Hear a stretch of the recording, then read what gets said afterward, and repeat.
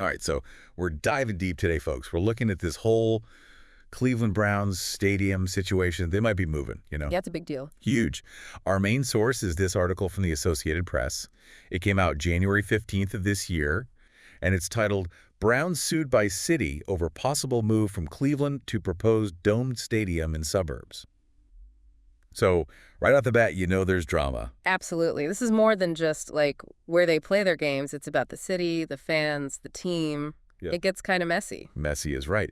So the Browns, they want to build this huge, like $2.4 billion domed stadium and entertainment complex.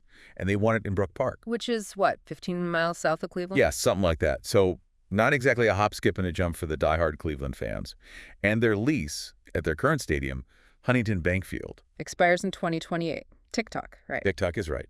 But here's the thing. Cleveland has been through this kind of heartbreak before. Remember 1995? Oh, yeah. Art Modell, moving the Browns to Baltimore. A wound that still stings for a lot of Cleveland fans, I bet. Big time. That's exactly why they came up with this Modell Law in '96. Basically, it's a law that's supposed to stop teams from just packing up and leaving if they've used state money for their facilities. So, like, they can't just take the money and run. Right, exactly. They have to give notice, get permission, that sort of thing. And it gives the people of Cleveland a chance to, step in and maybe buy the team or find a new owner who'll keep them in Cleveland. Clever. Yeah. So the city's saying the Browns are breaking this law. Yep. That's their argument. But the Browns, they haven't really responded to that directly, have they? Not publicly, but they did file their own lawsuit. In federal court. Yeah. Basically, they're trying to get a judge to, clarify what this Modell Law actually means. Because maybe it doesn't apply to them in this case. Exactly. Or maybe there are parts of it that are, vague or that they think are unconstitutional. Smart legal maneuvering. But let's be real, this all boils down to money, right?